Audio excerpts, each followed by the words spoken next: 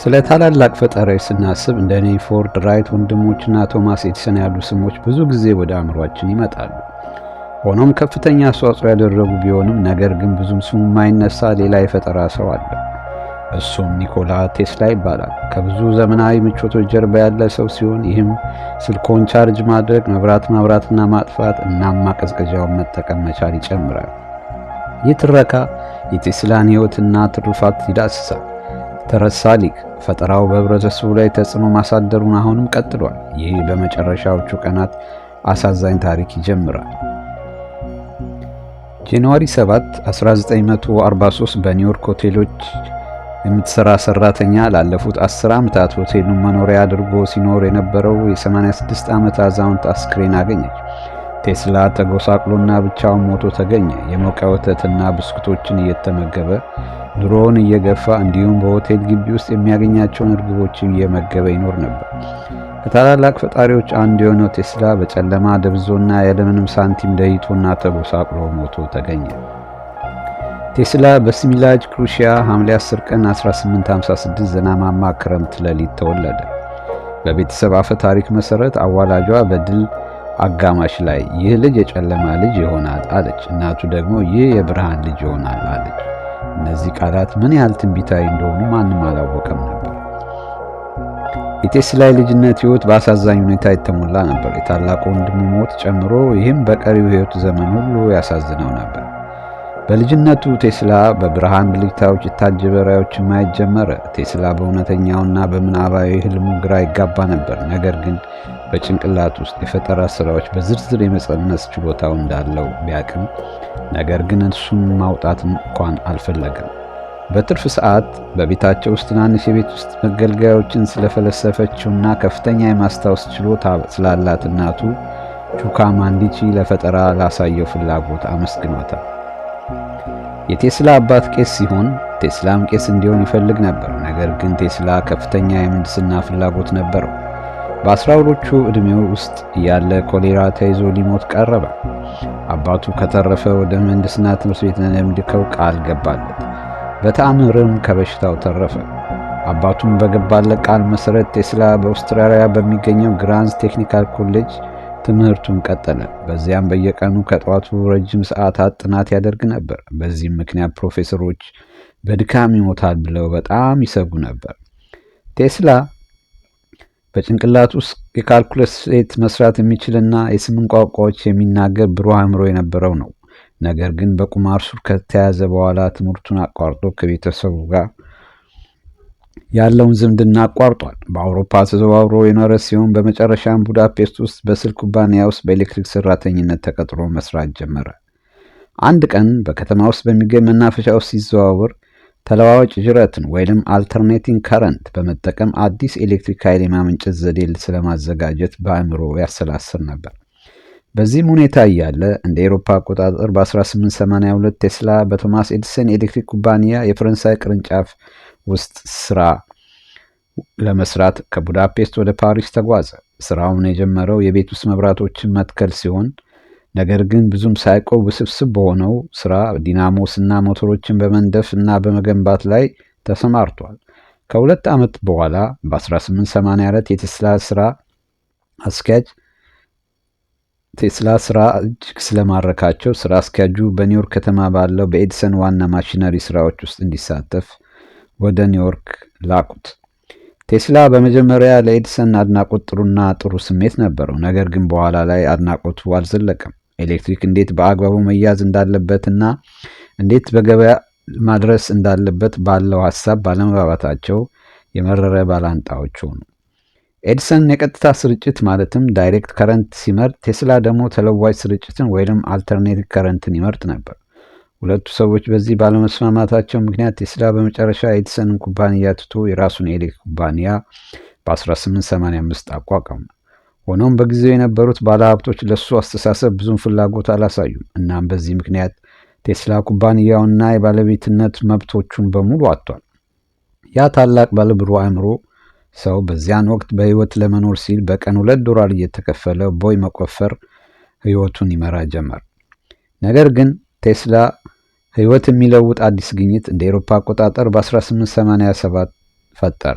ይህም በተለዋዋጭ ጅረት ወይንም አልተርኔቲቭ ከረንት ላይ የሚሰራ ኢንዳክሽን ሞተር ፈጠረ። ይህም በኤሌክትሪክ ገበያ ውስጥ ዋና ተዋናይ የሆነውን የጆርጅ ዌስትሃግን ትኩረት ስቧል።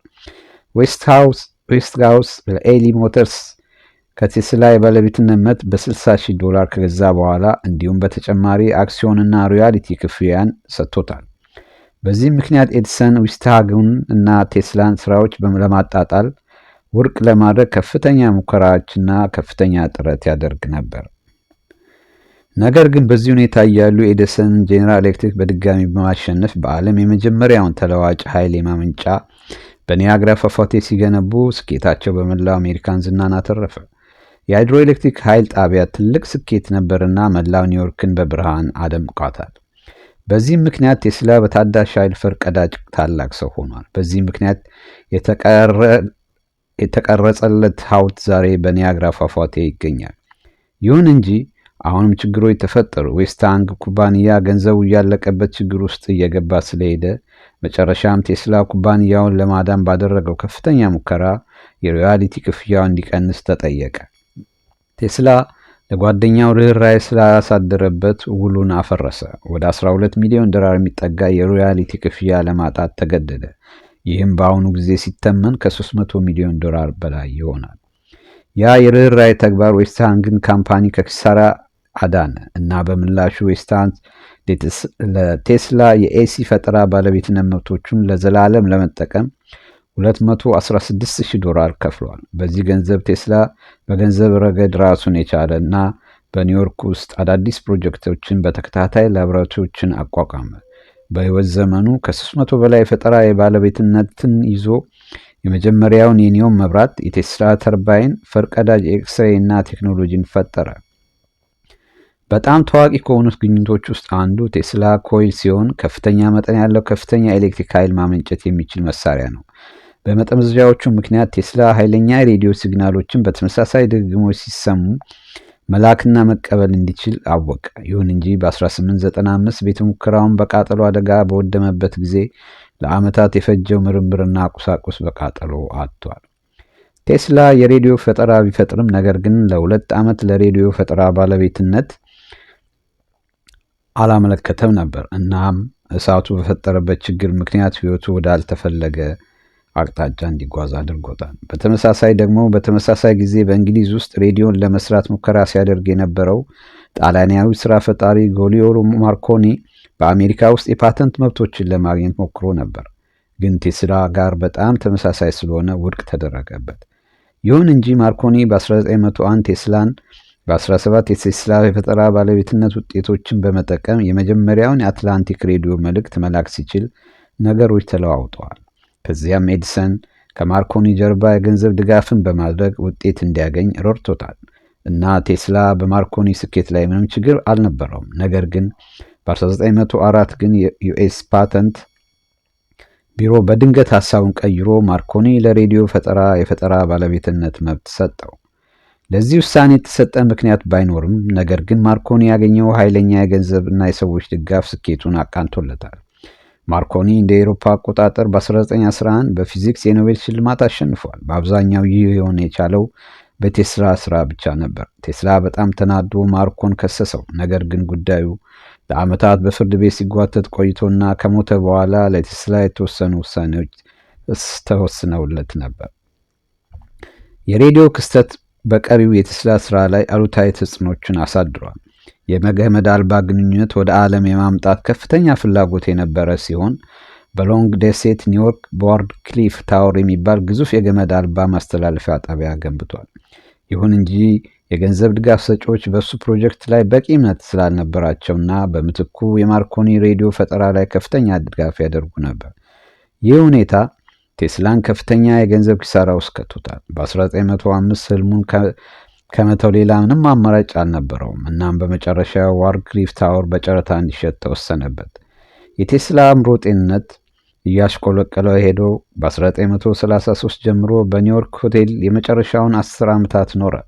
በመጨረሻም ዌስትሃገን ኮርፖሬሽን አማካሪ አድርጎ የቀጠረው ሲሆን ይህ ገንዘብ የሆቴልና ሌሎች ወጪዎችን ይሸፍንለት ነበር። ነገር ግን ሲሞት ዕዳዎች ነበሩበት። ታዲያ ለምንድን ነው ይህ ከታላላቅ ፈጣሪዎች አንዱ የሆነው ሰው በዚህ አሳዛኝ ሁኔታ የሚገባውን ነገር ሳያገኝ የሞተው? ቴስላ አንዳንድ ጊዜ እድለኛ ነበር ማለት ይቻላል። ነገር ግን ዋናው ምክንያት ቴስላ ካፒታሊስት አልነበረም። ለኤሲ ሞተር ሮያልቲ ክፍያውን እንደ መስጠት ያሉ ብዙ የንግድ ችሎታ ያላቸው ሰዎች የማይወስዷቸውን ውሳኔዎች ወስነዋል። እሱ ስለ ገንዘብ ብዙ አይጨነቅም ነበር። ዋናው የሱ ደስታ የነበረው በሳይንስ ምርምርና ለሰው ልጆች የተሻለ ሳይንሳዊ ግኝቶች ላይ ማተኮር ነበር። ቴስላ ዓለምን መለወጥ ፈለገ፣ እናም አደረገው። ለኤሎን ማስክ ኩባንያ ምስጋና ይግባውና ሰዎች ስለ ታላቁ ሳይንቲስት ስለ ቴስላ የበለጠ ማወቅ ጀምረዋል። ይህ ፈጠራ ስራው መላ ፕላኔታችንን የሚቆጣጠር ስራ ነው። በቴስላ ምክንያት ነው ዘመናዊ ማህበረሰብ የሚሰራው መንገድ የሚሰራው። የቴስላ እናት የብርሃን ልጅ ነው ብላ የጠራችው እሷ በእውነትም ትክክል ነበረች።